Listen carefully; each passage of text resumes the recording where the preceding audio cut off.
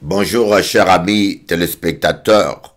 C'est avec une grande joie que ce matin, moi là pour partager avec autres paroles à bon Dieu. Nous qu'à prier avant toute chose.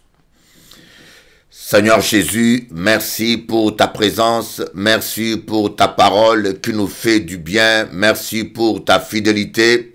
Maintenant, puisses-tu nous parler, puisses-tu nous conduire.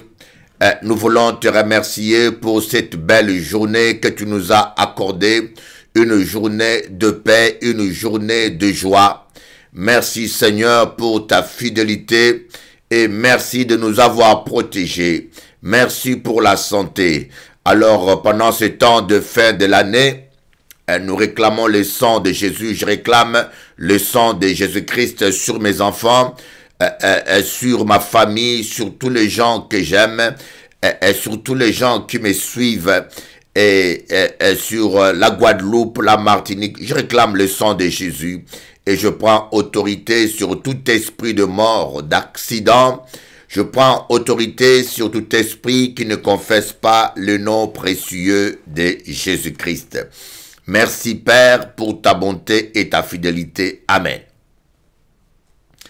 Voilà, et j'espère que vous êtes très contents, de passer ce moment avec moi où nous allons partager la parole de Dieu et où nous allons prier ensemble et où nous allons passer un temps dans l'enseignement. Vous savez, et ce qui manque jamais, ce qui manque beaucoup, c'est l'enseignement dans nos églises. Vous voyez, il manque des docteurs. Des docteurs, c'est des gens qui ont un enseignement plus profond, plus poussé, qui ont un plus par rapport au pasteur. Le pasteur, c'est un berger qui suit les brebis, qui appelle les brebis, qui fait le suivi et qui évangélise un petit peu, qui enseigne un petit peu, mais il y a une grande différence quand un docteur enseigne par rapport à un enseignement d'un pasteur. Il y a une grande différence. Lorsque vous avez un docteur qui vous enseigne la parole de Dieu et un pasteur. Bien sûr, un apôtre a un peu du tout. Un apôtre comme moi, quand on est apôtre, on est appelé à enseigner, on est appelé à prêcher, à évangéliser. On a presque tous les 5 ministères. Un apôtre. On a une onction prophétique. Sauf que le Seigneur utilise un apôtre dans la plénitude lorsqu'il est sur un terrain missionnaire. Lorsqu'il va dans un terrain où il n'y a pas de brebis, il n'y a pas de ministre, où il est seul. Parce que l'apôtre est appelé à bâtir l'œuvre de Dieu, à établir les églises, parfois dans des endroits où il n'y a rien du tout.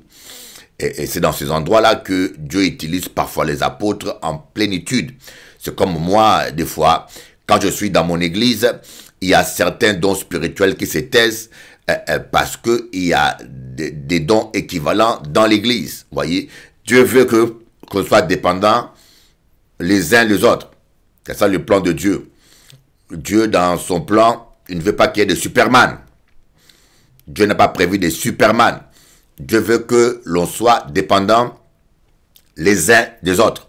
Alors qu'un apôtre, quand on va dans le ministère apostolique, quand je vais en voyage par exemple en Colombie ou à Saint-Domingue, parfois je suis choqué de la manière dont Dieu m'utilise.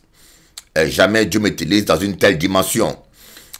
Quand je vais par exemple, une fois j'étais en Suisse et une fois j'étais aussi en Angleterre, dans une autre église pour prêcher, et le Seigneur m'a utilisé dans une onction prophétique plus forte. Même le pasteur qui m'ont reçu ont été choqués. Des choses que j'ai révélées, des gens qui avaient quitté l'église et qui sont revenus sans les connaître. Je leur ai décrit tout leur parcours. Des gens qui avaient des conflits dans l'église, même des problèmes avec le pasteur.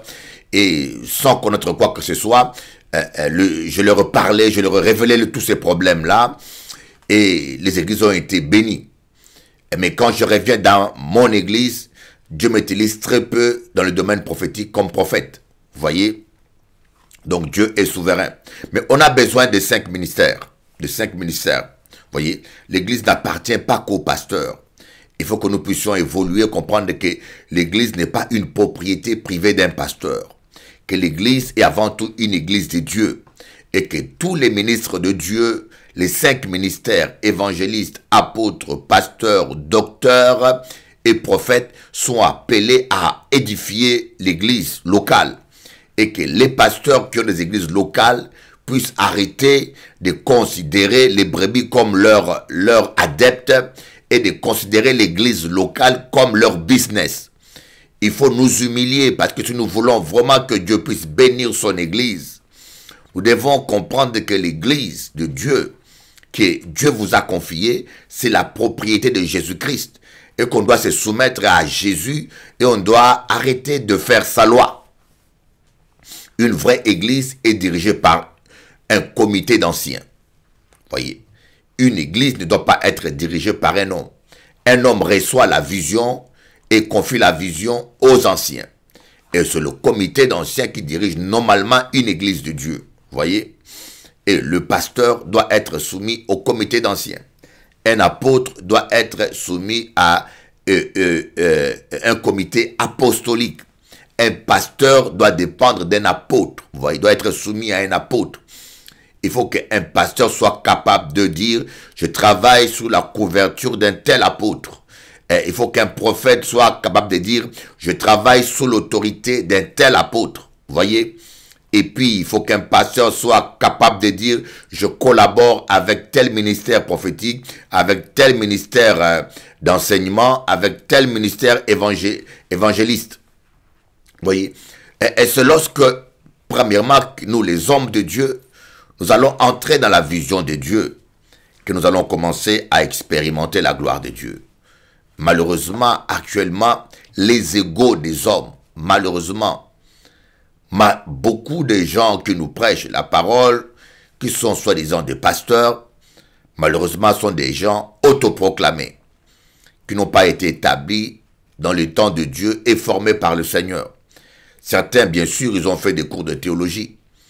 Ce n'est qu'une formation intellectuelle. Vous voyez, le Seigneur ne remplit pas que la tête. Le Seigneur remplit la tête et brise le mauvais caractère en nous. Un homme de Dieu, une formation de pasteur peut prendre 20 ans, peut prendre 10 ans, alors qu'une formation théologique prend 3 ans. Dans 3 ans, tu es qualifié par les hommes avec un diplôme théologique, mais cela ne fait pas de vous un ministre de Dieu. On est un ministre de Dieu à part entière lorsque Dieu, prophétiquement, vous déclare prêt pour la mission.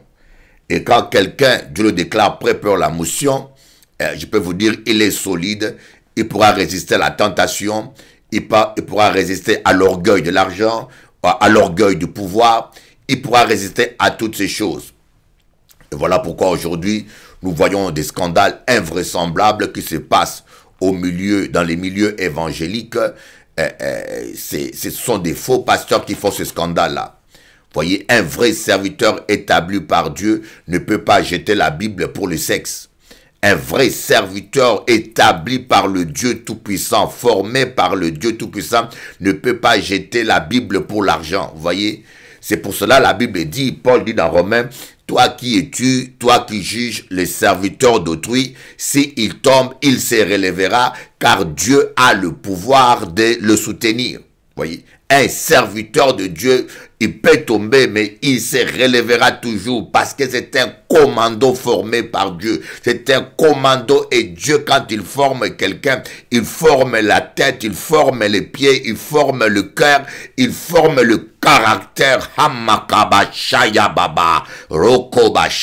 Et quand vous voyez quelqu'un, l'orgueil le prend, l'humilité le quitte, il commence à courir les femmes, il commence à toucher aux choristes, il commence à faire des bêtises, c'est parfois le signe que c'est pas vraiment un homme formé par Dieu, mais c'est un loup vêtu de manteau de brebis qui est rentré dans la bergerie, serviteur du diable, de Satan, pour vous dépouiller, vous voler et pour faire son business. Malheureusement, il y en a plein. Il y en a plein. Mais cela ne doit pas être un sujet de découragement pour vous. Cela doit être un sujet, un signe qui vous réconforte que le retour de Jésus-Christ est proche. Dans Jean dit, il y a plusieurs esprits d'antichrist. C'est là que nous savons que nous sommes à l'heure dernière. Il y a plusieurs esprits d'antichrist. Mais l'antichrist, ce n'est pas celui qui parle contre Christ obligatoirement. On est antichrist par le fruit. Jésus a dit, vous les reconnaîtrez par leurs fruits. Je peux parler de Jésus-Christ tous les jours à la télévision comme je le fais et être aussi un antichrist. C'est le fruit que je porte. Vous voyez, si vous me suivez et vous vous bornez seulement à ce que j'ai dit, c'est dangereux. Mais vous devez voir le fruit que je porte. Je parle de Christ, oui, c'est bon. Mais il faut que j'aie le fruit de Christ aussi. Le comportement de Christ, les œuvres de Christ. Vous voyez, il y a des gens qui vous parlent de l'amour à long et à large, en profondeur. Mais dans le comportement de chaque jour, ils détestent les gens. C'est comme un prophète congolais. Ce monsieur-là, il a écrit même une Bible. Il a écrit même sa Bible.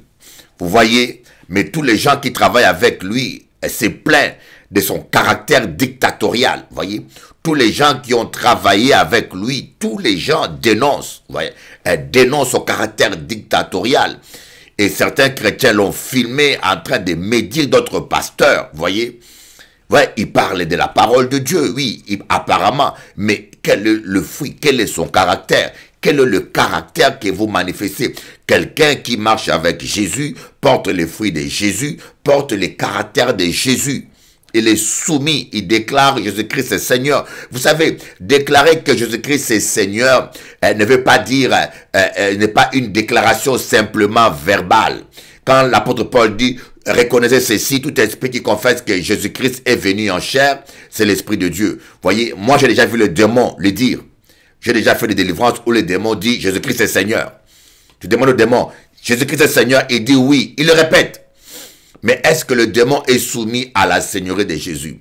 Quand l'apôtre Paul dit tout esprit qui confesse, c'est parce que l'apôtre Paul, l'apôtre Jean, c'est plus profond que ça. Vous voyez, il va dans le sens où ce qui vient de la bouche sort du cœur. Vous voyez, ce qui sort de la bouche vient du cœur. Donc, quand vous déclarez que Jésus-Christ est Seigneur en esprit et en vérité, cela veut dire simplement que votre cœur est soumis à la seigneurie de Jésus.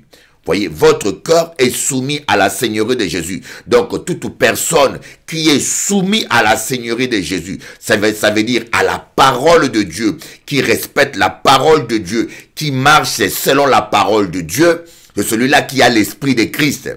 Mais je peux déclarer que Jésus-Christ est Seigneur verbalement, mais cela ne correspond pas avec mon cœur. Voyez, je peux honorer Dieu de lèvres, mais mon cœur est éloigné de lui. Et ce n'est pas toute personne qui, devant le micro ou sur un pupitre, qui crie « Jésus-Christ est Seigneur, Jésus-Christ est Seigneur », qui est conduit par l'Esprit de Dieu.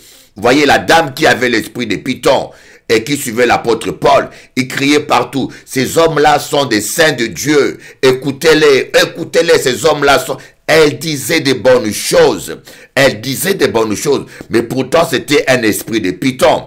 Il conseillait aux gens d'écouter l'apôtre Paul, c'était la vérité. Elle disait que l'apôtre Paul sont des véritables serviteurs de Dieu, c'était la vérité. Mais tout cela c'était pour tromper l'apôtre Paul, enfin, espérant que l'apôtre Paul va tomber dans la supercherie et va le considérer comme une prophétesse, peut-être de Dieu, et pour après, dans le futur, faire du désordre et faire le mal. Vous voyez, le diable se déguise comme ça pour se faire accepter. Ce n'est pas toute femme ou toute prophète qui dit des choses vraies, qui voit des choses vraies, qui est réellement qui a l'esprit de Dieu. Quelqu'un peut avoir un esprit de Python ou un esprit de sorcellerie et venir à l'église, prophétiser des choses vraies, voir des choses vraies et dire même de bonnes choses, mais il a un esprit de Python. Il a un esprit de sorcellerie. C'est un agent du diable. Il vous dit de bonnes choses et une fois que vous l'acceptez comme prophète et pasteur ou bien comme serviteur de Dieu, il va s'installer en vous et petit à petit, il va choisir le moment favorable pour donner un coup fatal. C'est comme un espion qu'on envoie pour tuer un roi. Il vient voir l'espion, il vient voir le roi, il va rendre service au roi. D'ailleurs, dans la Deuxième Guerre mondiale, on envoyait des contre-espions. C'est qui un contre-espion? C'est un espion, mais qui fait un double jeu. On dit, écoutez, va jouer le rôle d'espion. C'est comme ça qu'on a pu tromper les Allemands, grâce à un contre-espion. Un espion qu'on a envoyé, on lui a dit de servir d'espion pour les Allemands. Mais alors qu'il était pour les Alliés, il est allé, il donnait des informations justes aux Allemands des mouvements des Alliés. Et jusqu'à ce qu'il ait gagné la confiance des Allemands. Et les Allemands l'écoutaient parce qu'il a donné plusieurs fois des informations justes. Mais il trahissait avec l'accord des Alliés. Et au moment le plus important, au moment fatal, où les Allemands voulaient savoir où vont débarquer les Alliés, et c'est là qu'il a joué son rôle. Il a trompé les Allemands. Il leur a dit ils vont débarquer vers l'Espagne. Et les Allemands ont concentré la plus grande force de ce côté, alors que le débarquement des Alliés s'est effectué vers le nord, vers Dunkerque. Et c'est comme ça qu'on a pu tromper. Vous voyez, Satan aussi a des contre-espions comme ça. Des faux serviteurs, des faux prophètes qui viennent, qui prophétisent la vérité, qui vous disent des choses qui paraissent justes pour gagner votre confiance. Mais au moment le plus important, et ils vont jouer leur rôle et vous détruire l'église ou détruire votre vie, là où vraiment c'est capital. Voyez, donc les faux prophètes, on ne les reconnaît pas par des belles paroles. Quelqu'un peut aller à la chair, prêcher l'amour, prêcher toutes ces bonnes choses. Vous voyez, mais un cochon reste un cochon. Un cochon peut essayer d'aboyer pendant un temps, mais quand vous allez voir ce qu'il vit, vous allez voir qu'il est dans la poubelle. Il vit dans la poubelle parce que sa nature reste comme ça. Vous voyez, Satan est un méchant. Vous voyez, quelqu'un peut prêcher l'amour tout le temps, mais quand vous voyez comment il vit, vous voyez la méchanceté. Vous voyez, donc on connaît un faux par ses fruits. Un homme de Dieu, c'est quelqu'un qui marche dans l'humilité. Un homme de Dieu, c'est quelqu'un qui a le véritable amour, qui est serviteur des autres. Un homme de Dieu n'est pas en compétition avec des autres. Un homme de Dieu ne dénigre pas les autres hommes de Dieu. Un homme de Dieu ne méprise pas les brebis. Un homme de Dieu ne couche pas avec les brebis. Un homme de Dieu ne mange pas les brebis. C'est le loup qui mange les brebis. Un homme de Dieu, voyez, on le voit dans son humilité et dans sa conduite. C'est aujourd'hui un temps où nous devons avoir les discernements et surtout arrêter de vagabonder d'une église à une autre. Dieu vous a appelé à être un arbre planté près d'un courant d'eau. Vous devez être un arbre planté près d'un courant d'eau. Mais vous devez aller dans une église où il y a la parole, la délivrance et l'enseignement. Voyez, l'onction et la parole, c'est deux choses importantes. Il y a des églises où il n'y a pas la délivrance. Et je ne pense pas que c'est la volonté de Dieu. La Bible dit que Jésus-Christ est venu pour détruire les œuvres du diable. Jésus-Christ est venu pour détruire les œuvres du diable. Vous allez dans une église, vous avez les démons, personne ne prie pour vous. Vous avez des démons, personne ne vous délivre. C'est comme ça que beaucoup de catholiques vont voir des voyants. Beaucoup de nos bien-aimés catholiques désespérés vont voir des voyants et ils mélangent les deux. Les dimanches, surtout à Noël, là, l'église sera remplie de gens. Mais ces mêmes personnes dans la semaine, ils vont aller chercher la solution ailleurs. Pourquoi? Parce que l'église ne lui propose pas de solution. Mais Jésus-Christ, dans son ministère, il a chassé les démons publiquement. Il a délivré, il a guéri les malades et il a enseigné la parole. Le Seigneur n'a pas changé. Il est le même hier, aujourd'hui et éternellement. Il nous a donné la même mission de délivrer des malades, de chasser les démons. Amen. Alors, une église du Seigneur doit pratiquer les œuvres du Seigneur. Il y a des églises où il n'y a que l'enseignement, il y a un problème. Où est partie l'onction? Et pourquoi le Saint-Esprit n'est plus avec vous? Expliquez-nous un peu. Dites-nous pourquoi le Saint-Esprit s'est tiré. Voyez? Il y a des églises aussi, il n'y a que la délivrance, l'onction, la délivrance, mais il n'y a pas la parole. Mais le brebis, il doit être bâti sur le roc. Le Seigneur enseignait, et pourquoi vous n'enseignez pas? Vous voyez, il y a des églises où vous allez, on vous parle des démons du midi à 14 h. on vous parle des démons, on vous décrit le diable, on vous dessine sa queue dans tous les sens. Mais il n'y a aucun enseignement. On ne vous enseigne pas, vous ne grandissez pas. Et moindre tempête, voilà, les chrétiens sont ballottés comme de la paille. Oh my God, my God, my God, my God. Roba sakabo roba yindo roba ba. Ekema yoto roba sherebere nabayondo. Que Dieu ait pitié de nous. Que le Dieu tout-puissant, que le Dieu miséricordieux ait pitié de nous. Que le Dieu de gloire, que le Dieu de toute bonté, que celui que nous appelons Je suis, puisse avoir pitié de nous.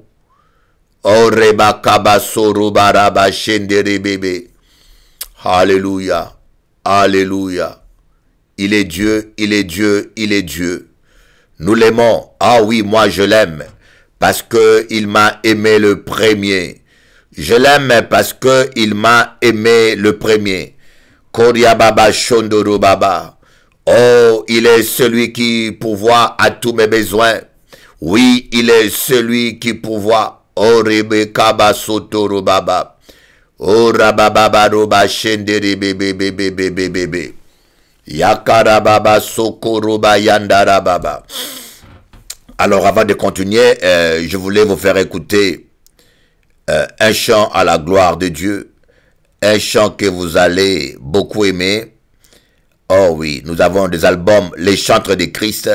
Là, nous avons Cadence et Mélodie, Baisse pas le main, Contradiction, Amis fidèles, Gospel créole, Jeunesse 2000, Jésus, Jésus. Voilà, Jésus, Jésus. Oh, dans la grâce de Dieu, vous savez, j'ai écrit beaucoup de chants pour les seigneurs. Ah, parce que je suis amoureux de lui, c'est simple. Hein? Quand vous êtes amoureux de lui, vous allez beaucoup chanter pour lui, vous allez beaucoup écrire pour lui. Voilà, là, je télécharge. Je suis obligé de chanter mes propres chants, d'acheter mes propres chants pour vous. Je suis obligé d'acheter mes propres chants pour vous. Vous voyez, je les achète, je télécharge. Et là, je vais encore acheter un deuxième chant que je pense que vous allez aimer. Merci Jésus, Jésus.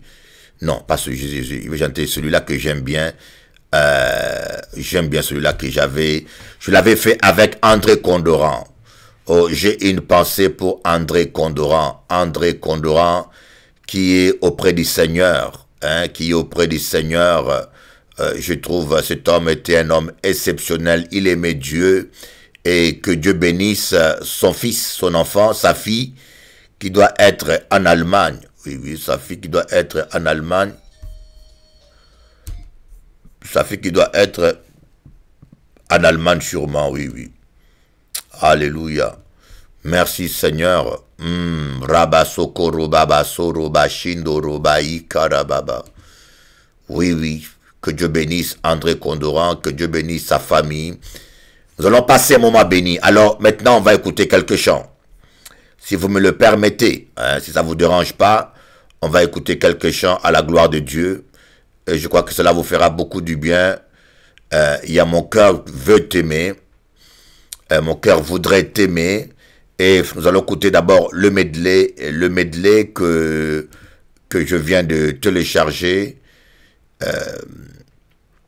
Un medley, très beau medley que je viens de télécharger. Oh, Reba Shoto Roba Karababa. Ah non, il n'est pas téléchargé encore. Merci Jésus. Oh, Ramashokoro Baba Shoto Baba Yara Baba. Oh, Rabashandara Baba Baba Baba Baba Baba Baba. Voilà, il est là, il est là, il est là. Gloire à Dieu, il est là. On va l'écouter, voilà. Je vais vous faire écouter ce medley. Un très beau medley. Je pense que vous allez beaucoup l'aimer aussi. C'est comme l'autre que vous avez entendu il n'y a pas longtemps. On va l'écouter et nous qu'à écouter musique à nous. C'est simple, hein. Nous qu'à écouter musique à nous.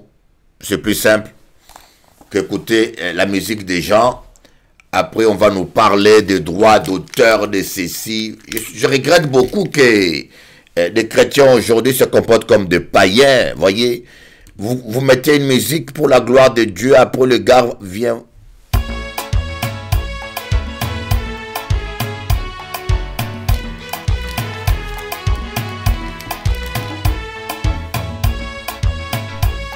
Alléluia.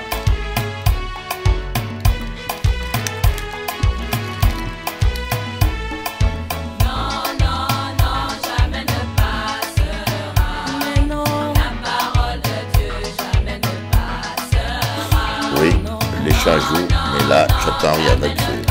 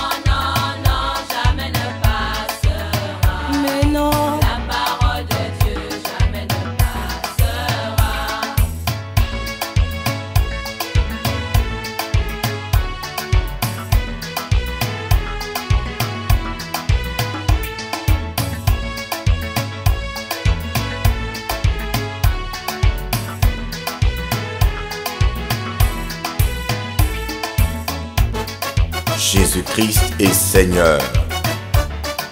Yes. Oui.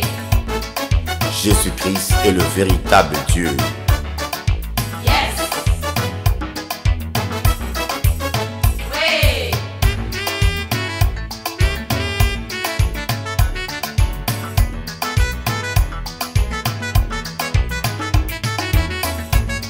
DJ Bishop Eli.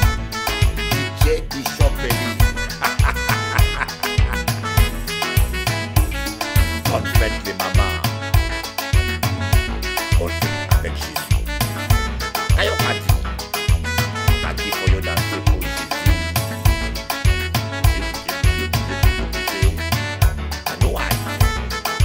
Aïe aïe aïe.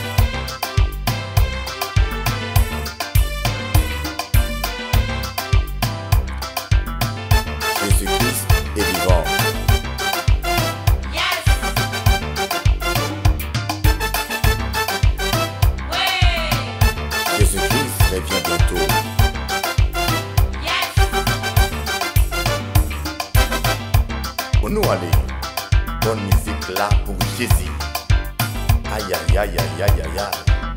Nous qu'à danser pour l'éternel. Psaume 149, verset 4. Je t'aime, Jésus. Ah,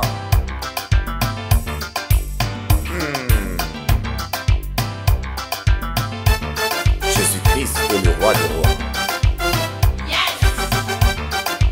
Comme je t'ai dit, ton foyer Jésus-Christ est le Seigneur des Seigneurs. Yes.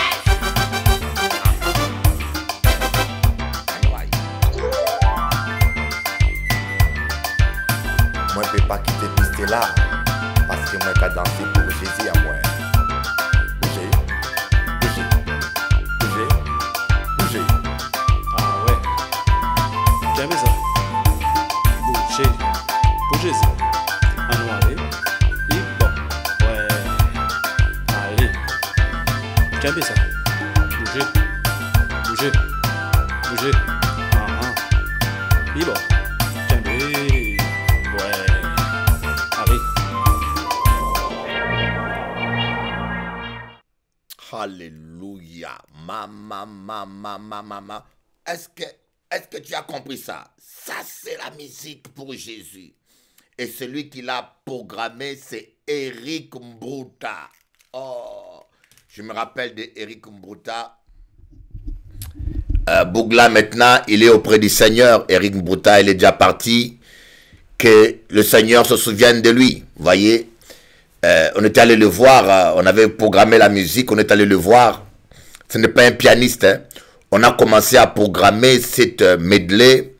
On avait commencé à 21h. On a terminé à midi. On a commencé à 21h, de 12h au moins de travail avec Eric Mbruta au studio. Vous voyez des musiques comme ça. Un duo, c'est 2 heures et 2 heures de boulot. C'est 2 heures et 2 heures de boulot à Kadio ça. Ce n'est pas un jeu ça. C'est un boulot, comme on nous a dit. C'est vraiment du boulot et des heures. Et moi, je le fais par passion pour Dieu. Parce que le Seigneur est ma passion. J'ai fait beaucoup de medley. Beaucoup de medley. On va un peu écouter quelques chants encore là, à la gloire de Dieu. Oh! Pas fatigué, autres. Ne te fatigue pas. Je vais te faire écouter 2 medley encore. Après, nous allons continuer. Ouh. Et là, j'ai combien? Wow. J'ai tellement de medley. Aïe.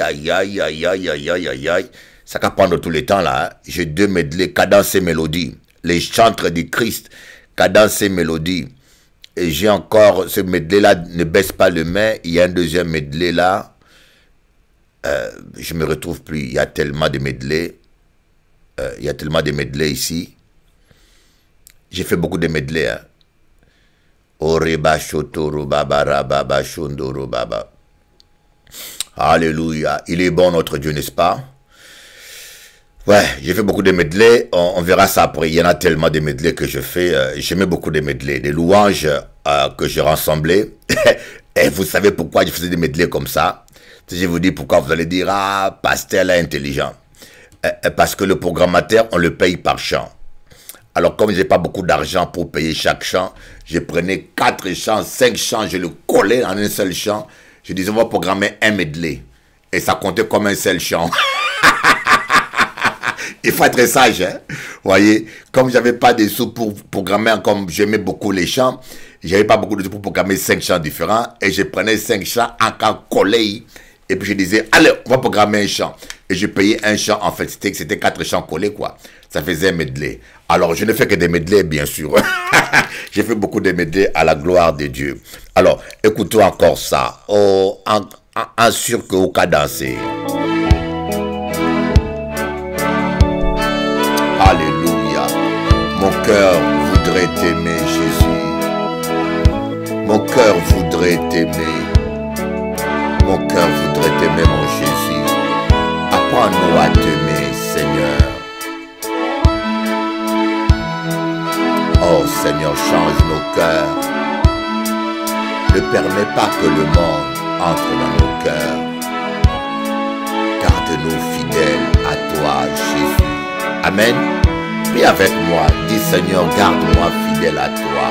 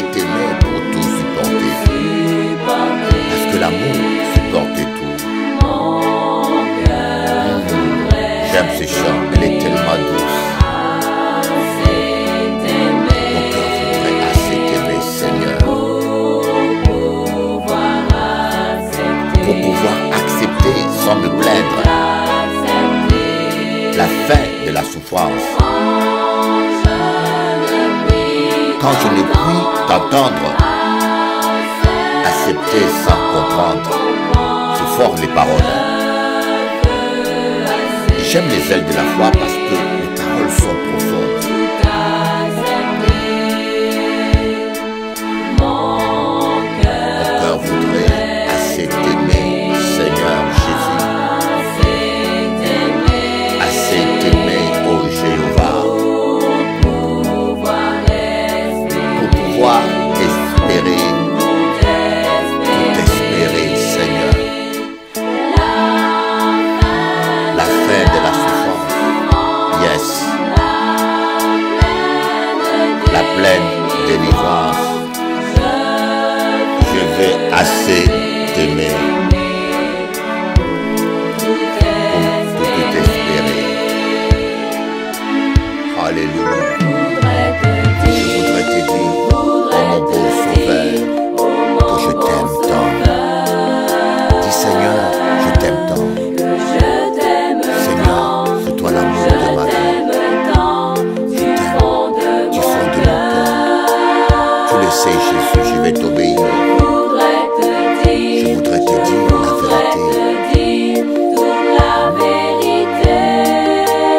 Je t'aime, oh Seigneur. Je t'aime, mon Jésus. Je t'aime, mon amour. Je voudrais te dire, oh Jésus, je voudrais chanter de joie et de paix. Je voudrais pleurer, te féliciter.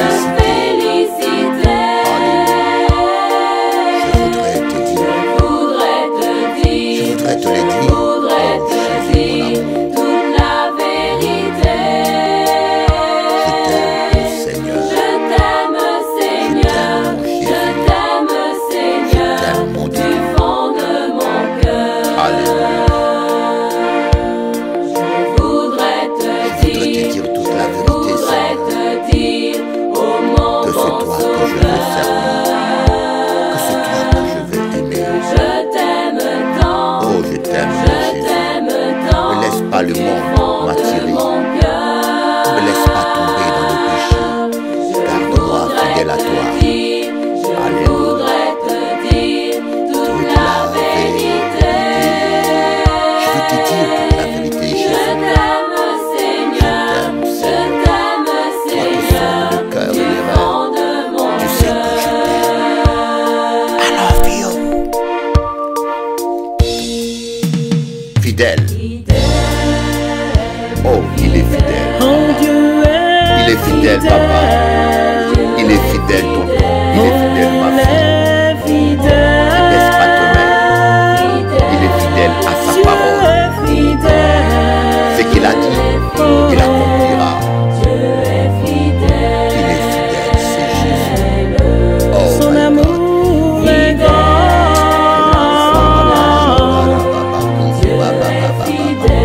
Ne doute jamais de son amour. grand. Ne doute jamais de sa présence. Il est fidèle. Il ne te lâchera pas. Mon Dieu est fidèle. Il est le roi des rois. Son amour est grand. Son amour est grand. Quand il se passe, ne doute jamais de l'amour de Dieu. Son amour Ne doute est jamais. Il est fidèle, c'est grand. Dieu. Il a dit, il ne t'abandonnera jamais. Il tient à ses Il ne te délaissera jamais. Il est fidèle. Quoi? Il est fidèle, Mon Jésus. Dieu est fidèle. Fidèle. Oh, il est le roi. Fidèle. Il est Oh, le fidèle, roi des rois. Bénis-le. Dis comme Job, je sais que mon rédempteur se levera le dernier. Son amour Et mes est propres grand. précieux le verront. Pas ceux d'un Il tient à homme. ses Il tiendra à ses promesses. Un jour Dieu est viendra. sa gloire. Je vivrai sa gloire. Alléluia. Ori baba baba koria baba shodu baba raba baba baba. Alléluia. Vous voyez ce chant, je l'avais écrit. Là, j'habitais encore à l'assainissement. Je peux vous le dire. Je me rappelle, j'habitais encore à l'assainissement. Et une nuit, je dormais. Et je rêvais que j'étais dans le ciel. Et les anges chantaient tous les soirs. Fidèle, fidèle, Dieu est fidèle. Toute la nuit, j'ai rêvé que les anges chantaient. Et quand je me suis réveillé, je me suis rappelé de ce chant. C'est comme ça que j'ai écrit ce chant. C'est un chant qui m'a été donné par des anges. Et j'ai rajouté un peu de paroles à côté, à gauche, à droite. Mais la mélodie vient du ciel. Il est fidèle. Et chaque fois que j'écoute ce chant, j'ai comme des larmes dans mes yeux. Il est fidèle. Ne doute pas, tiens ferme, mon ami. Ne doute pas, tiens ferme. Voilà ce que j'aimerais te dire. Ne doute pas, tiens ferme, ton Dieu, il est fidèle. Il n'abandonne jamais ses enfants. Peu importe ce qui se passe, sache que Dieu est fidèle. Et bien sûr, si vous aimez ces louanges, vous voulez les avoir, j'envoie parfois gratuitement par WhatsApp. Allez sur iTunes, allez simplement sur iTunes avec votre enfant, tapez sur iTunes, tapez simplement dans iTunes Store les chantres du Christ, les chantres au pluriel, les chantres du Christ. Et là, vous allez voir toute la panoplie des chants. J'en ai 200 louanges et adorations que j'ai écrits pour mon Jésus, l'amour de ma vie. Et j'aimerais que vous puissiez en profiter aussi, vous voyez. Et vous pouvez les télécharger. Vous créez un compte, Apple. C'est très facile. Ou bien vous allez dans Amazon, Amazon. Vous pouvez aussi l'écouter sur Deezer. C'est Deezer ou Deezer. Tous ces chants sont dans toutes les plateformes électroniques. Vous voyez, ils sont tous là-bas. Et j'en ai une, comment je peux dire, j'en ai une, ils sont nombreux, hein, j'en ai beaucoup. Je vais vous montrer un peu, parce qu'il y en a qui comprennent jamais les choses, donc il faut tout montrer toujours aux gens. Voyez un peu les images.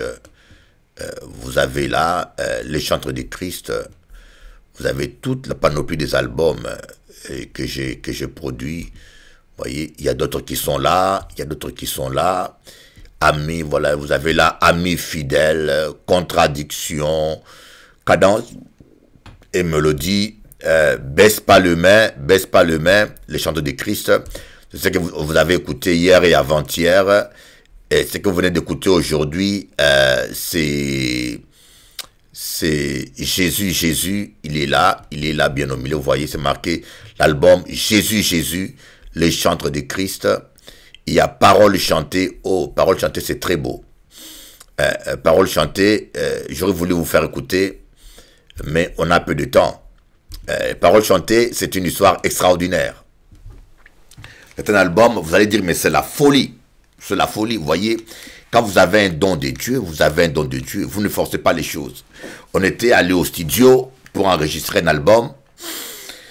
Alors, la programmation a été faite par les frères de Guy Houllier. Guy Houllier qui est de l'Expérience 7. Hein, Expérience 7, ses frères et m'ont programmé la musique.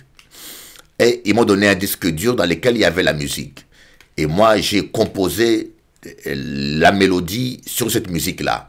J'ai composé la mélodie, j'ai tout fait. Et la chorale a répété avec moi. Et après, j'ai demandé maintenant à ce jeune homme de me donner les pistes pour aller au studio. Et il m'a donné une clé USB et nous sommes allés ce jour-là. On a payé toute la journée. On a payé de l'argent pour toute la journée, donc on devait chanter. C'était déjà payé. On arrive au studio et je mets la clé. J'attends une autre musique qui joue. Imaginez-vous, vous avez déjà payé le studio et vous devez chanter. Les gars qui vous donnent la clé, vous mettez la clé de la musique, c'est une autre d'autres musiques qui jouent que ceux sur lesquels j'ai composé. Alors, on était embêtés. Le studio était déjà payé. J'étais devant les gars. Le monsieur, je ne savais pas quoi dire, je ne savais pas quoi faire. Et on était embarrassés. Les choristes me regardaient pour me dire, mais on a répété, pasteur, qu'est-ce qu'on fait? Et là, je les ai fait une surprise. J'ai fait quelque chose de surprenant que seulement Jésus peut faire. Je dis, mettez la musique, je compose sur place. Je dis, mettez-moi la musique, je compose sur place. Alors là, ils étaient choqués. Même l'ingénieur-chef ne comprenait plus rien. On a mis la musique et je vous dis, j'ai commencé à composer la musique sur place. Et je commençais à écrire tous les chants sur place, l'un après l'autre. Alors, et quand j'ai d'abord composé les mélodies, hein, j'ai composé toutes les mélodies, on a enregistré les mélodies, mais comme je n'avais pas le temps d'écrire le corps, vous savez, la mélodie, c'est le refrain, Maintenant, je n'avais pas le temps d'écrire le corps, j'ai dit aux choristes, chantez que les mélodies, et elles ont chanté les mélodies, et moi, j'ai pris ma Bible, j'ai dit, je vais lire tous les versets que j'aime bien dans la Bible. J'ai commencé par les psaumes. Je lisais tous les versets que j'aime, que j'ai soulignés dans la Bible. Je les lisais les uns après les autres. Et ça donnait cet album. Paroles chantées.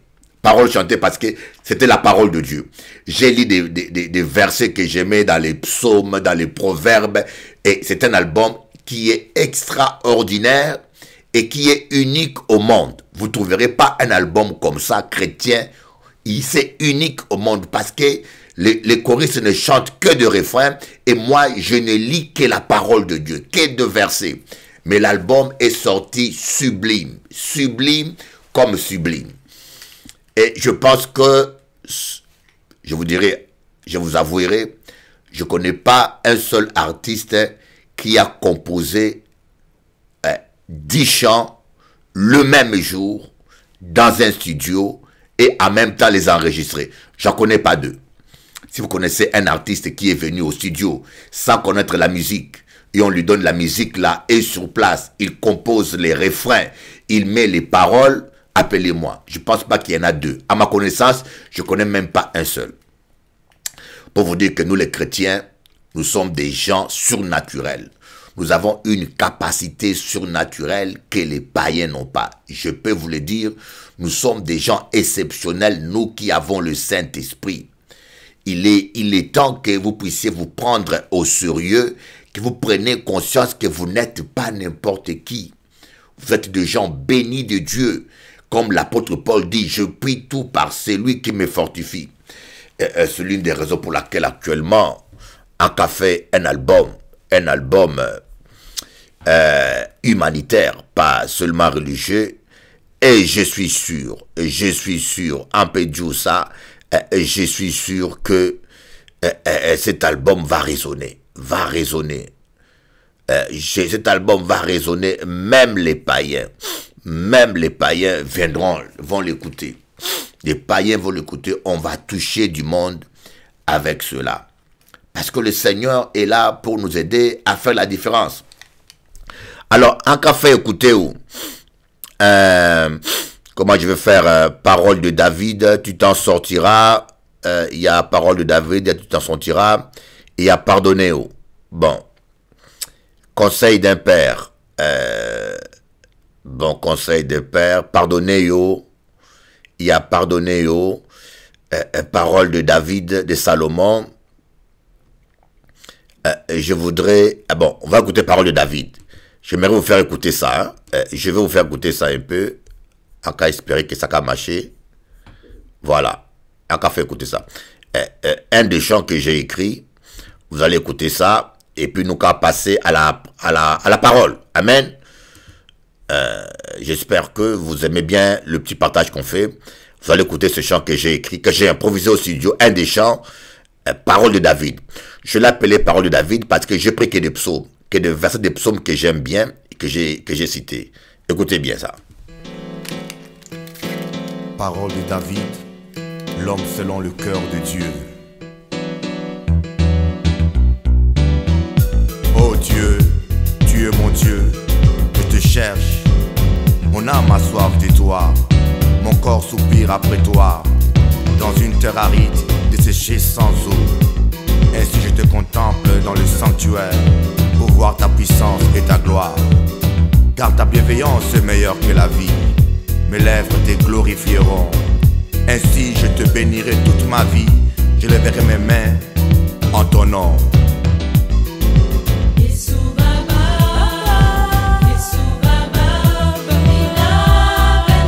Jésus, papa, je t'aime.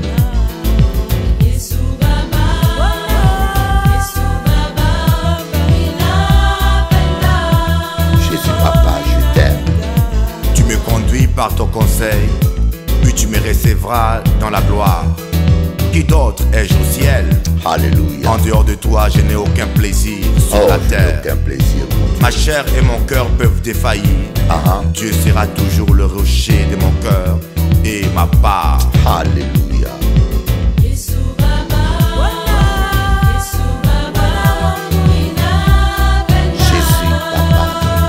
je t'aime.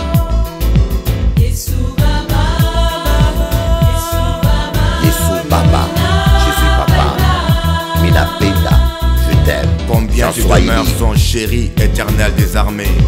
Mon âme soupire, elle défaille après les parvis de l'éternel. Mon cœur et ma chair acclament le Dieu vivant.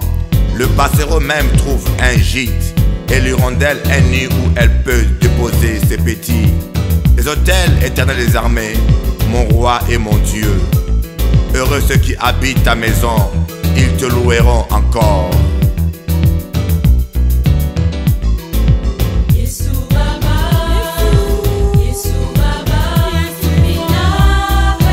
Minapenda sasa, je t'aime, Jésus.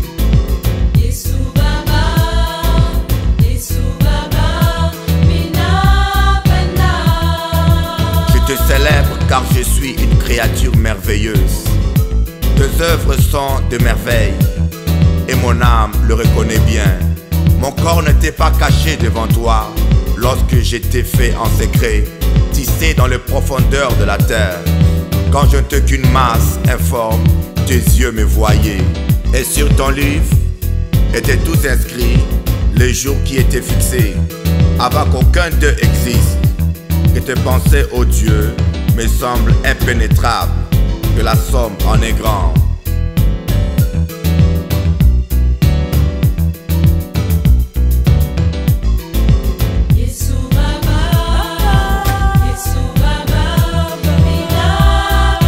Je t'aime, Jésus.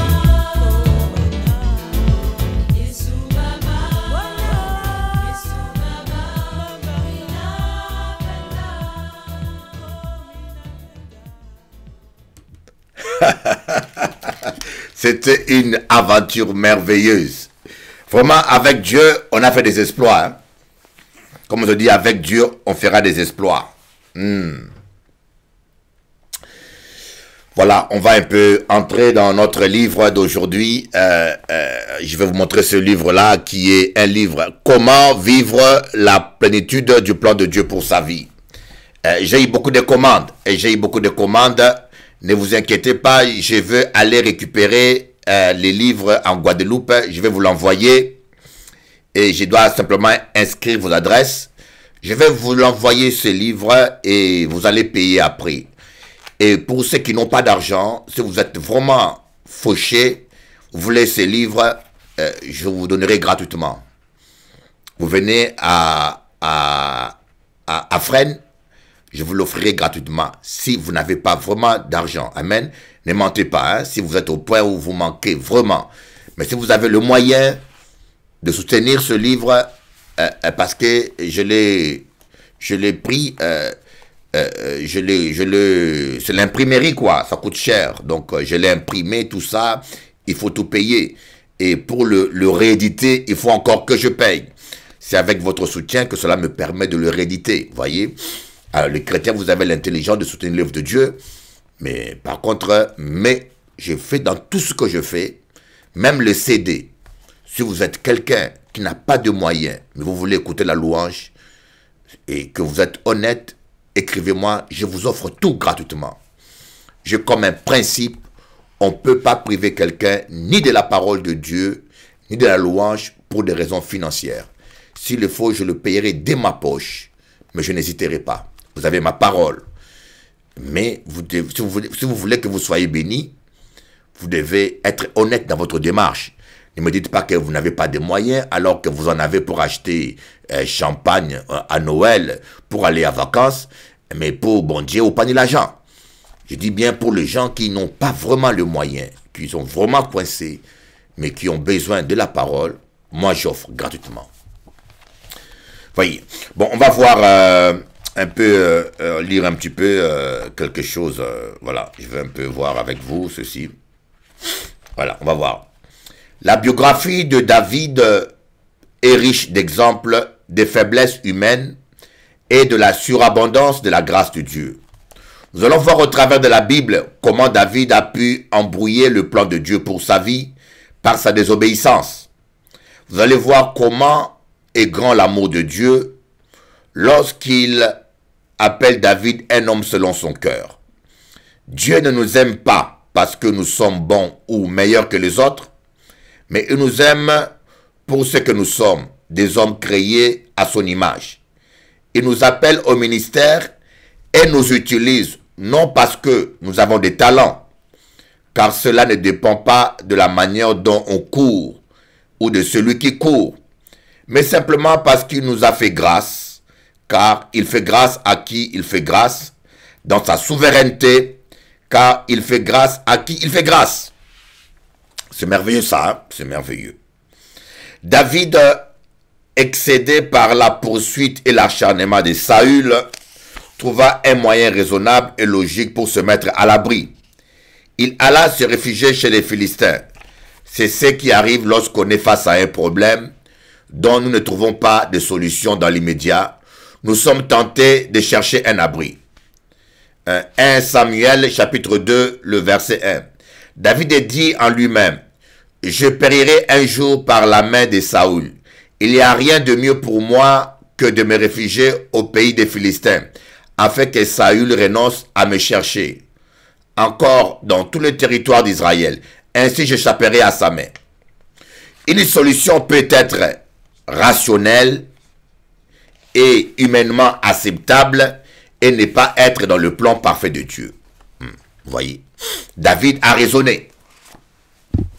David était poursuivi par Saül. Et il a été tellement poursuivi qu'il était excédé. Il a dit, je vais me réfugier chez les Philistins. Comme Saül ne peut pas y aller, j'aurai au moins le répit. Il a bien raisonné. Et il est allé chez les Philistins. Mais faites attention avec la logique. Quelque chose peut être logique. Quelque chose peut être acceptable, mais ne pas être dans le plan de Dieu. Voyez, des fois nous faisons des choses bonnes, mais qui ne sont pas dans le plan de Dieu. Et parfois, qui peuvent même être dans le plan de Dieu, mais qui ne sont pas au temps de Dieu. Voyez, tu peux rencontrer l'homme de ta vie ou la femme de ta vie, mais il faut que tu te maries au temps de Dieu avec lui, au temps où Dieu a prévu. Voyez, voilà ce que je voulais dire. Une solution peut être rationnellement et humainement acceptable et ne pas être le plan parfait de Dieu. Voyez, le raisonnement de David paraissait bien et logique, mais il n'était pas inspiré par l'Esprit de Dieu. C'était la peur de Saül qui l'avait déstabilisé. Il y a un plus grand danger qui menace le chrétien que le diable lui-même. C'est la peur. Le diable sait qu'il ne peut pas nous atteindre tant que nous avons foi en Dieu.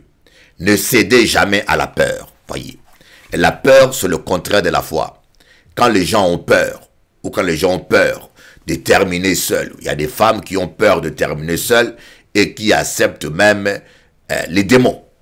Se marier avec un païen ou avec quelqu'un parce qu'il a peur de rester seul et tu t'engages précipitamment avec quelqu'un de mauvais. Vous voyez, c'est un peu ça qui arrive souvent aux chrétiens. La peur. nous voyons ici, à cause de la peur, David est allé se réfugier chez les païens. Je ne vous dis pas le nombre de chrétiens qui se marient avec des païens pour des raisons financières. Elles veulent se mettre à l'abri des soucis quotidiens. Lorsque nous quittons le plan de Dieu, nous donnons accès aux démons. Il y a tellement de chrétiens et serviteurs qui sont morts prématurés à cause de cela. Voyons les conséquences de cette précipitation dans la vie de David. Nous allons lire maintenant, voyez, 1 Samuel chapitre 29. On commence au verset 1. Les Philistins rassemblèrent toutes leurs troupes à Éphec et Israël campa près de la source de Jisraël. Les princes des Philistins s'avancèrent avec leurs centaines et leurs milliers, et David et ses gens marchaient à l'arrière-garde avec Akich. Les princes des Philistins dirent, « Que font ici ces Hébreux ?»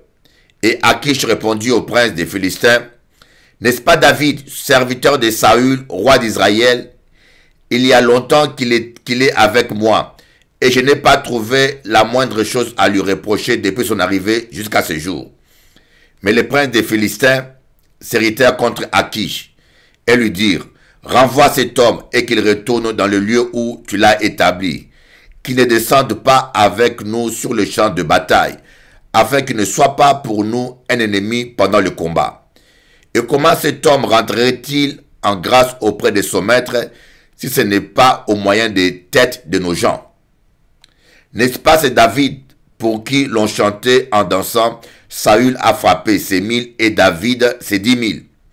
Akich appela David et lui dit, « L'Éternel est vivant, tu es un homme droit, et j'aime à te voir aller et venir avec moi dans le camp, car je n'ai rien trouvé de mauvais en toi depuis ton arrivée auprès de moi jusqu'à ce jour.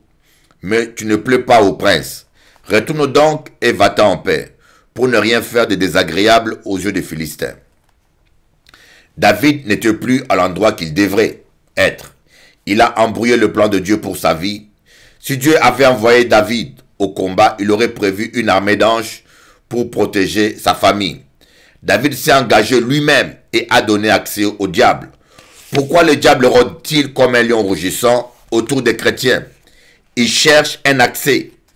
Il attend une ouverture de notre part. Nous allons voir maintenant les conséquences. Les conséquences. Lorsque David arriva le 3e jour à Tchilag avec ses gens, les Amalécites avaient fait une invasion dans le Midi et à Tchilag. Ils avaient détruit et brûlé Tchilag. Après avoir fait prisonniers leurs femmes et tous ceux qui s'y trouvaient, petits et grands, ils n'avaient tué personne, mais ils avaient tout amené et s'étaient remis en route. David et ses gens arrivèrent à la ville et voici, elle était brûlée et leurs femmes et leurs fils et leurs filles étaient amenés captifs. Alors David et le peuple qui était avec lui élevèrent la voix et pleurèrent jusqu'à ce qu'ils n'eussent plus la force de pleurer. Les 2 femmes de David avaient été emmenées, Achinoam de Jisraël et Abigaël de Carmel, femme de Nabal. David fut dans une grande angoisse, car le peuple parlait de le lapider, parce que tous avaient de l'amertume dans l'âme, chacun à cause de ses fils et de ses filles. Mais David reprit courage en s'appuyant sur l'Éternel, son Dieu. 1 Samuel 30. Voyez une histoire qui doit nous parler, qui doit parler à beaucoup de gens aujourd'hui. Une histoire extraordinaire, vous voyez. Une histoire puissante, une histoire incroyable. Vous voyez, David, qui était poursuivi, il était oint roi par Samuel, un homme de Dieu, un prophète de Dieu. David était oint roi par Samuel. Mais David était poursuivi. Il était tellement poursuivi par Saül qu'il a raisonné. Vous voyez, il a raisonné il s'est dit, mais pourquoi pas aller me réfugier chez les Philistins? C'est le seul endroit où Saül ne viendra pas me chercher. Son raisonnement était bon. Et logiquement, c'était la bonne voie. Je pense que tous ses conseillers, tous ses amis l'ont encouragé dans ce sens-là. Mais sauf que ce n'était pas le plan de Dieu. Vous voyez, des fois, nous faisons des choix raisonnables. Nous faisons des choix logiques. Nous prenons des décisions qui sont bonnes, mais qui ne sont pas dans le plan de Dieu. Et quand nous prenons une décision qui n'est pas dans le plan de Dieu, on se crée des problèmes. Et David s'est créé des problèmes sérieux. Il s'est installé à Tchilac avec les gens qui étaient avec lui. Et dans le pays des Philistins, et bien sûr, il a eu la paix pendant un moment. Vous voyez, il a eu la paix pendant un moment, mais un jour, les Philistins étaient en guerre avec Israël. Akitch, qui était quelqu'un de respectable, qui appréciait David, a amené David avec lui pour aller faire la guerre contre le peuple d'Israël. Et David est allé. En cours de chemin, les Philistins n'ont pas voulu de lui. Heureusement, vous voyez, Dieu a épargné David à tuer son propre peuple. Heureusement, les Philistins n'ont pas voulu de lui. Mais en retournant, ils l'ont renvoyé. Alors, avec ses soldats et ses militaires, il retourne dans son camp. Et quand il arrive, les Amalécites, toujours les Amalécites, vous savez, ils ont fait des problèmes, ces gens-là. Ils ont fait des problèmes. Ce sont des... Vous savez, il y a des gens qui vous créent toujours des problèmes. Quoi que vous fassiez, il y a des gens, mon Dieu, les Amalécites. C'est les Amalécites qui ont fait la guerre contre Moïse, vous voyez, contre Israël. Et Moïse prie. Et ce sont encore les Amalécites. Vous savez, il y a des gens, vous pouvez les pardonner 10 000 fois. Vous pouvez même leur faire du bien. Quand ils ont l'esprit des Amalécites, j'appelle esprit des Amalécites, c'est un démon qui s'oppose à Dieu. Un démon qui s'oppose au plan de Dieu. Voyez, les Amalécites, il y en a beaucoup aujourd'hui. Des gens qui s'opposent au plan de Dieu. Voyez, il y a des parents qui ont l'esprit d'Amalécite, ou même des maris qui ont l'esprit d'Amalécite. Vous allez voir des sorciers, ils ne vous empêchent pas. Vous allez dans une secte, ils ne vous empêchent pas. Vous pouvez même aller entrer dans le vaudou, ça ne les dérange pas. Mais lorsque vous allez là où il y a l'esprit de Dieu, vous allez prier là où est Bishop Eli, et le Messie devient fou. Il veut même divorcer. C'est l'esprit d'Amalécite. L'esprit d'Amalécite n'aime pas la gloire de Dieu. Voyez, il vous laissera prier, mais tant que vous priez au mauvais endroit. Il va même vous encourager, vous payer des taxis, mettre l'essence dans votre voiture, afin que vous égarez encore plus du plan de Dieu. Mais quand vous rentrez dans le plan de Dieu, alors là, c'est fini. Le diable devient fâché. Quand David est retourné dans son camp, les Amalécites ont profité de son absence pour capturer ses enfants, ses femmes, les femmes de ses serviteurs. Ils n'ont rien tué, gloire à Dieu. Dieu a épargné la vie de ces gens. Mais les Amalécites ont pris comme captifs et esclaves les femmes, les enfants. La Bible dit que David était dans une grande angoisse. Imaginez-vous, on prend vos enfants, on prend vos femmes, on prend vos cousins, on prend tout. Et on brûle la ville, on brûle vos maisons, tout. Vous n'avez plus où dormir encore. Brûler une ville, c'est moins grave. Mais ta femme, tes enfants, esclaves. C'était une détresse énorme. David a pleuré comme un enfant. On a dit qu'ils ont pleuré et jusqu'à ils n'ont plus la force de pleurer. On a pensé que là où moi quand parler de pleurer comme un enfant, il y a des gens là qui ont déjà pu expérimenter ce que c'est que pleurer comme un enfant. Je ne sais pas si tu n'as jamais expérimenté ça, Et moi, j'ai déjà expérimenté ce que c'est que pleurer comme un enfant. Pleurer. Tu pleures ta douleur, tu pleures ta douleur, tu pleures ta souffrance. Ah! Un homme qui ne connaît pas la souffrance ne connaît pas la vie. Moi, je pense ça. Un homme qui n'a pas souffert, un homme qui ne connaît pas la souffrance, ne connaît pas la vie. La souffrance nous rend plus forts. La souffrance nous rend sensibles. La souffrance nous rend humbles. La souffrance nous façonne notre caractère. Je crois ça, moi. Les gens qui n'ont pas connu la souffrance sont des gens fragiles. Et c'est pour cela que quand vous élevez des enfants trop dans la facilité, vous fabriquez des faibles. Nous, les Africains, par exemple, d'origine, bien que je sois français aujourd'hui, mais je suis africain d'origine, j'ai grandi dans des conditions difficiles. Ma mère m'élevait comme une fille. Ma mère m'élevait comme une fille. Mais quand mon père est revenu à la maison, il m'envoyait à l'internat, où il y avait 400 élèves. Pour se laver, il fallait se créer une place. Pour manger, il fallait se faire respecter. Et c'est là que j'ai appris à être un homme. Et quand j'ai vu que on ne me respectait pas et que j'étais pas assez fort, j'ai commencé à faire la boxe. Comme dans ma famille, il n'y a que de boxeurs. Il y avait beaucoup de boxeurs. Ma famille a une traduction de boxe. Tradition, voilà. Et je me suis mis à faire de boxe. La boxe pour me défendre. Et c'est comme ça que j'ai appris à regarder un homme en face étant qu'un homme. Vous voyez? Cela m'a beaucoup servi.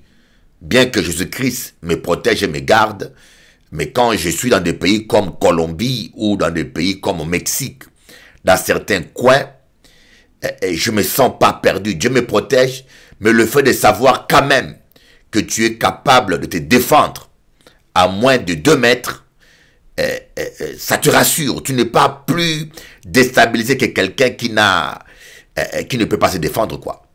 Vous voyez? Et c'est comme ça que David s'est retrouvé dans une angoisse. Et moi, je me suis retrouvé dans une angoisse au moment où la mère de mes enfants voulait partir. Et des fois, je payais un hôtel 5 étoiles. Je me suis dit, je vais essayer de changer les choses. Je vais essayer de les convaincre. J'ai des vidéos où je les ai fait nager avec des dauphins. Mais quand on arrive au parking, je vois son téléphone sonner. Et elle prend son téléphone, elle s'éloigne pour parler avec quelqu'un. Et je voyais bien qu'elle parlait avec quelqu'un. Elle parlait avec quelqu'un en cachette. Et je comprenais qu'elle parlait avec un homme. Croyez-moi, mon cœur se déchirait. Mon cœur s'est déchiré dans tous les sens. Et toutes les idées noires me venaient. Et quand elle allait à la piscine de l'hôtel, elle enlevait sa bague de mariage. Et là, je suis allé, quand j'ai vu ça, je suis allé dans un bar. La bar donnait, cette bar-là donnait face à la mer. Et je me suis assis, je me suis assis en face de la mer. Et j'ai commencé à pleurer. Je commandais une bouteille de vin. Et la bouteille est venue.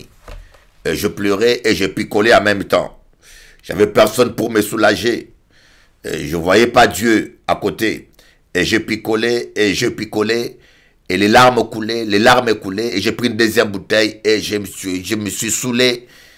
Plein de larmes et de détresse. Seul. Personne ne me comprenait. Personne ne m'attendait. Personne n'aurait pu me consoler.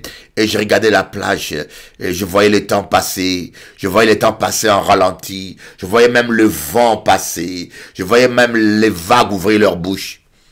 J'étais dans un état malheureux, dans la douleur.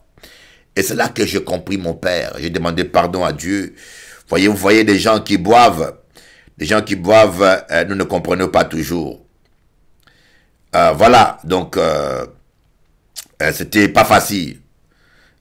C'était pas facile et j'ai beaucoup souffert. J'ai beaucoup souffert.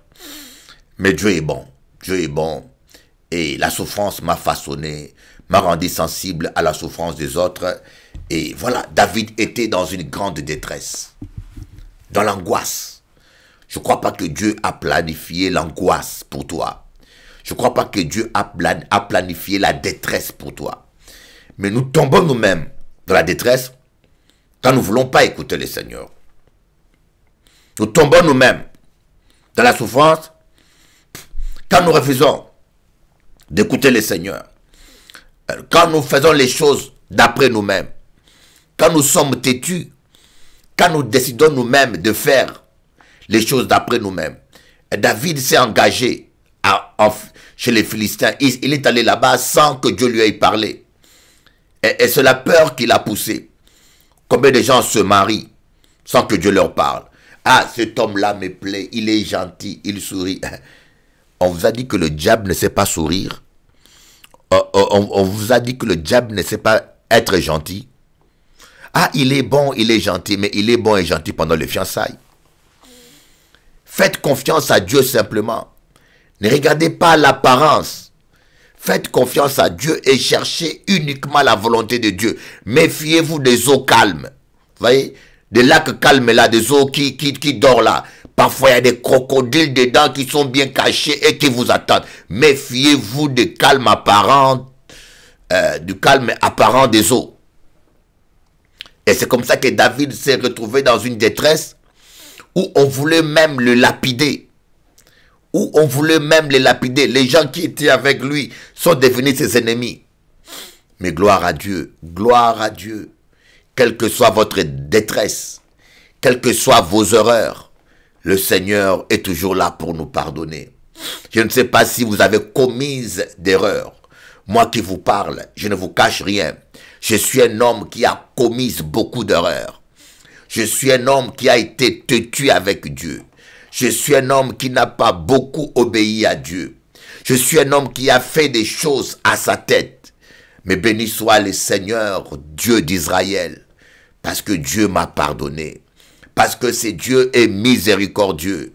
Il ne se lasse pas de pardonner. Vous voyez, il y a des hommes, les hommes peuvent te condamner. Il y a des hommes peuvent ne pas te comprendre. Mais tu as un Dieu qui t'aime. Peu importe les erreurs que tu aies commises. Mais Dieu est prêt à te donner une nouvelle chance. Tu peux redémarrer à zéro. Voyez, j'aime bien le GPS. Quand vous roulez avec le GPS et vous vous trompez de route, le GPS recalcule la route pour vous ramener sur la bonne route. Vous voyez, quand vous oubliez de sortir, par exemple, vous êtes sur autoroute et vous continuez. Quand le GPS se rend compte que vous vous êtes trompé, il recalcule la route pour vous ramener vers votre destinée. C'est un peu ça que fait le Seigneur. Quand nous péchons, nous lui désobéissons, le Saint-Esprit recalcule la route pour nous amener vers notre destinée, vers la victoire, vers la santé, vers la guérison, vers la prospérité. Oh, merci Seigneur pour ton GPS. Le Saint-Esprit, GPS, guidé par le Saint-Esprit. GPS. G comme guidé, P comme par, S comme le Saint-Esprit. Guidé par le Saint-Esprit. Quand nous désobéissons, quand nous péchons, quand nous nous trompons des routes, quand nous faisons à notre tête, quand nous sommes lents, quand nous réagissons pas autant qu'il faut, quand nous changeons pas de route, quand Dieu le veut des fois, nous perdons la route, mais le GPS, le Saint-Esprit, lorsqu'il voit que nous sommes repentants, il recalcule, il nous reprend une autre route, le plus court possible, pour retrouver le chemin de la plénitude, le chemin de la victoire. Chers amis, oh, je vous aime. J'aimerais vous dire, ne perdez pas courage. Jésus-Christ est vivant. Jésus-Christ vous aime. Jésus-Christ a un plan merveilleux pour votre vie. Les angoisses que vous vivez là, le peur que vous vivez là, la solitude qui vous ronge, la maladie qui vous ronge, la sorcellerie qui vous ronge, Dieu est prêt à le briser. Il suffit seulement de demander pardon à Dieu, de dire Seigneur, je me répands de mes désobéissances. Seigneur, Seigneur, je me répands. Il suffit que de reconnaître, il suffit de reconnaître. Vous savez, nous sommes la cause de nos malheurs. Quand vous acceptez Jésus-Christ, la Bible dit qu'aucun malheur ne doit arriver. Aucun malheur ne doit arriver. Voilà, David est tombé dans le malheur. Pourquoi? Parce qu'il n'a pas écouté le Saint-Esprit. Parce qu'il n'a pas obéi au Saint-Esprit. Quand la Bible dit qu'aucun malheur ne nous arrivera, cela sous-entend que nous restons dans l'obéissance du Saint-Esprit, que nous laissons le Saint-Esprit nous guider, que nous suivons le GPS de Dieu. Et le GPS de Dieu nous conduira sur le bon chemin. Il évitera les chemins de malheur. Il évitera les embouteillages. Il évitera les accidents. Il nous prendra le chemin qui est le meilleur, le chemin qui est le plus rapide, le chemin qui est le plus doux, le chemin qui est le plus efficace, le chemin de joie, le chemin de paix. Et tu pourras dire, oui, le bonheur et la grâce m'accompagneront tous les jours de ma vie. J'habiterai dans la maison de l'Éternel. Je demeurerai dans la présence de Dieu. Je demeurerai dans l'onction pour tous les restants de ma vie. J'habiterai dans la maison de l'Éternel. Je vivrai sous l'onction. Je demeurerai dans l'onction pour tous les restants de ma vie. Pour tous les restants de ma vie. Oui, le bonheur et la grâce. Oui, le bonheur et la grâce m'accompagneront. Lorsque vous allez laisser le Saint-Esprit vous conduire, ne laissez pas, ne cherchez pas la facilité. Une dame m'a dit, Bishop Eli, je viens plus dans ton église, je vais dans telle église parce qu'elle est plus proche de chez moi. Mais la dame a plein de démons. Il y a des gens qui sont stupides. La dame a plein de démons. Elle doit être délivrée. Mais les démons qui l'envoûtent l'amènent à aller dans une église qui est plus près de chez elle, mais où les démons seront tranquilles. Alors que à Bergevin ou à Fresnes, on lui fait la délivrance. Eh bien, je dis, ben, on ne peut pas aimer plus que lui-même.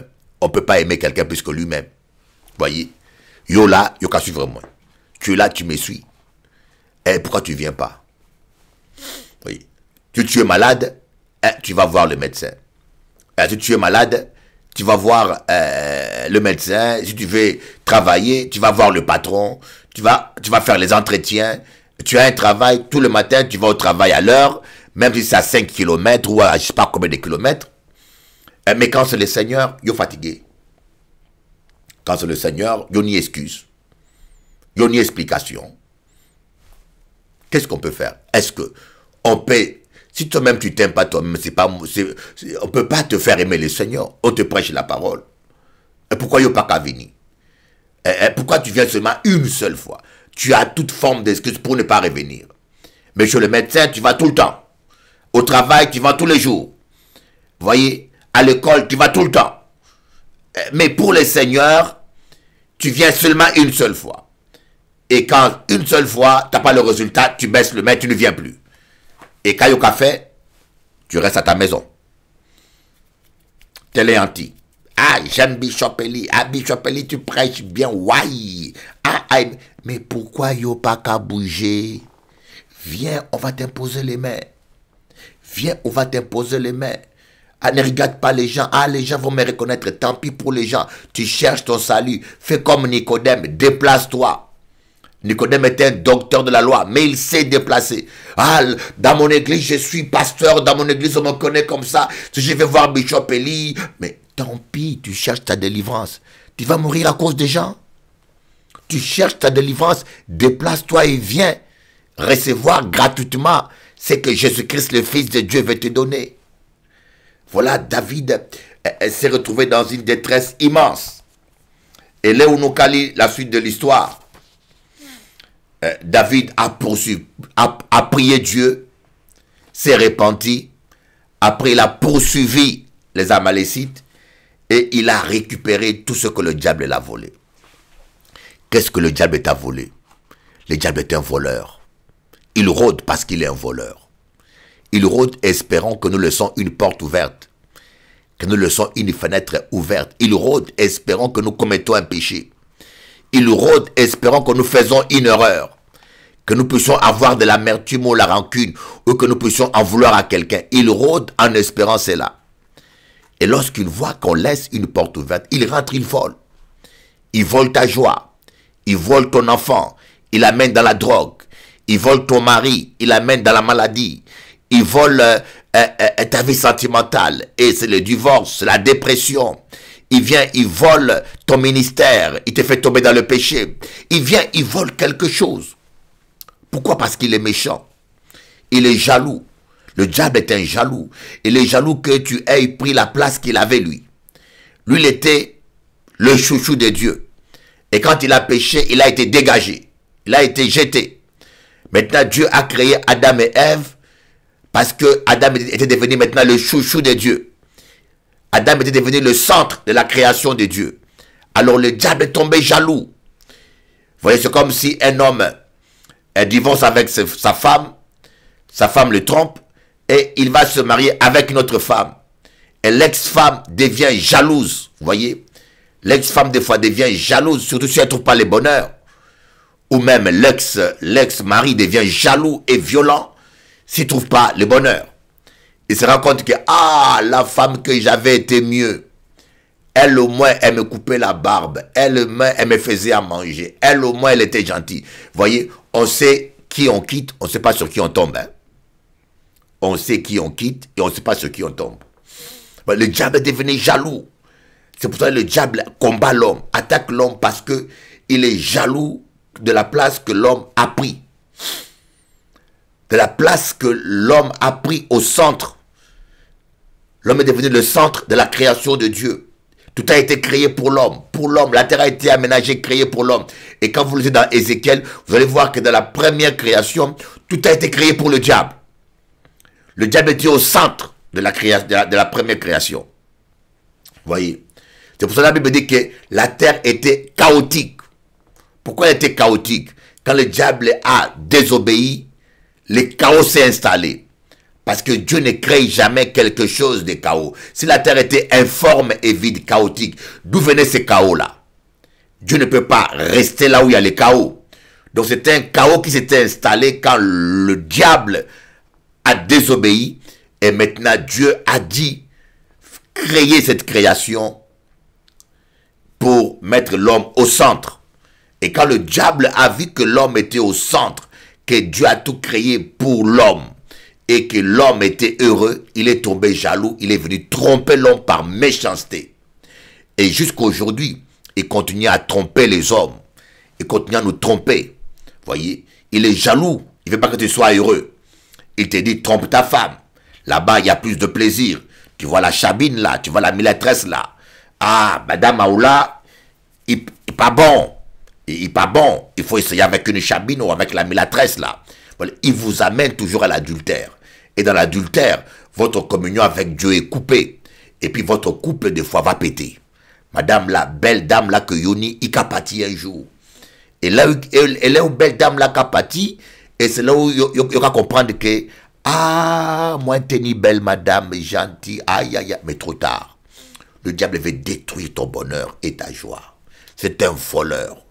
Mais si tu donnes ta vie à Jésus, si tu donnes la première place à Jésus, et Jésus de Nazareth va te donner tout ce que le diable t'a volé. Oui, il est capable, il va le faire parce qu'il est capable. Amen. Alléluia. Alors là, avant de terminer, nous allons prier d'abord. Seigneur Jésus, je demande pardon pour tout ce que je fais qui n'a pas été à ta gloire. Je te donne la première place.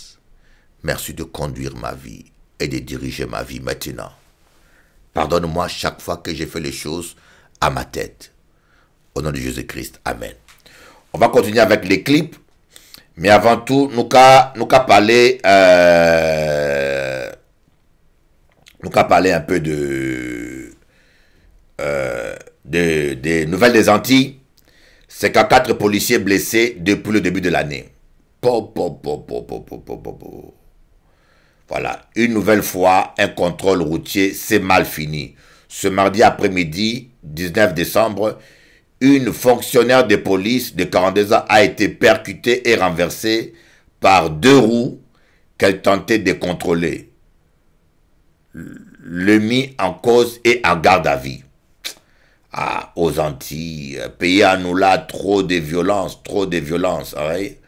Alors, voilà, on appelle. Appel aux dons des artistes au profit des sinistrés des Caraïbes. En lien avec la Fondation de France, la chaîne Trace TV a réuni plus de 50 artistes et personnalités autour d'un hymne solidaire « We will smile again ». Participez-vous aussi à ce formidable élan de générosité fraternelle. Voilà, alors là, c'est formidable. Voilà un peu quelques news, que j'avais à vous donner des Antilles. Et nous remercions Marie-Claude de Londres, la londonienne, qui nous aide dans la rubrique info. Marie-Claude, sois bénie. Et nous qu'à écouter la louange maintenant, hein, la louange. Bonne Dieu bénisse et à bientôt.